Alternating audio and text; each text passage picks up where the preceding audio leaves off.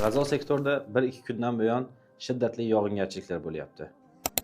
Va qattiq yomg'irlar sababli G'azoda chodirlarda yashayotgan, og'ir holatda yashayotgan musulmonlarning uylarini suv bosdi. Ha, G'azoda hayot og'ir. Chunki musulmonlar uylari vayron bo'lgan va nochor og'ir hayotlarda chodirlarda yashashyapti. Va uningdek mana qish fasli yaqinlashyapti. Qish fasli yaqinlashgani sari yog'ingarchiliklar ko'payib boradi va G'azodagi musulmonlarning holati yana ham og'irlashadi.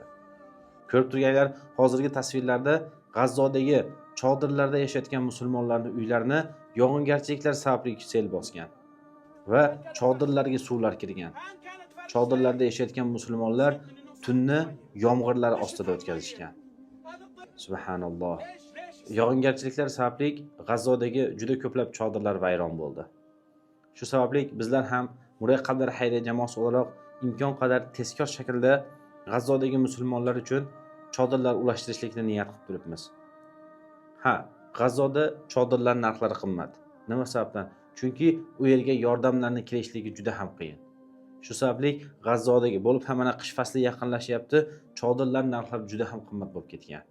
Lekin bizlar ehsonkor aka-uka, opa-singillarimizni yordamlari, ehsonlari bilan G'azodagi musulmonlarga inshaalloh chodirlarni ulashtirishda davom etamiz.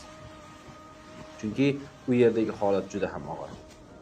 Agar sizlar ham G'azo sektorida yashayotgan musulmonlar uchun chodirlar olib ularga ulashtirishni istasanglar, mana bunday yomg'irli kunlarda ko'chalarda qolgan va tunlarni ko'chada o'tkazayotgan og'ir sharoitdagi musulmonlarga chodir olib boshpana ulashtirishni istasanglar, bizni aloqa manzilimizga chiqishlari mumkin.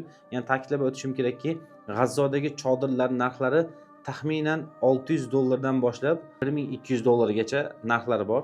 $600 sal oddiyroq chodirlar bor. $1200 esa yaxshi sharoitda bo'lgan, bir necha ko'p farzandi bo'lgan oilalar sig'ishi mumkin bo'lgan chodirlar bor. Shunga qarab kimning imkoniyati bo'ladigan bo'lsa, balki bir o'zi chodir olib berishligi mumkin, balki chodirga qurbi yetmaydigan bo'lsa, ehson qilishligi mumkin. Bir necha aka-uka opa-singillarimizning ehsonlarini to'plab turib, G'azodagi musulmonlar uchun chodir sotib olishligimiz mumkin.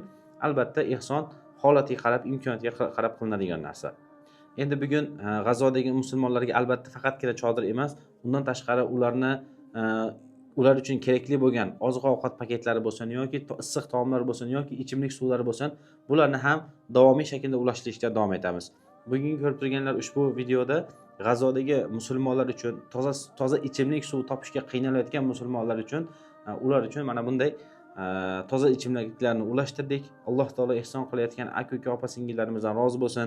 Musulmonlarni chanqog'ini qoldirayotgan, musulmonlarni G'azodagi faqirlarni qornini to'yg'izayotgan, G'azodagi musulmonlar uchun boshpana ulashayotgan aka-uka opa-singillarimizni Alloh taolo Firdavs va Naim jannatlar bilan mukofotlasin. Bugun G'azodagi holat og'ir.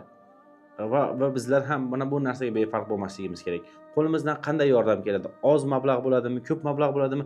Imkoniyatimizga qarab G'azodagi musulmonlar uchun yordamlarni ulashtirishda davom etishimiz kerak.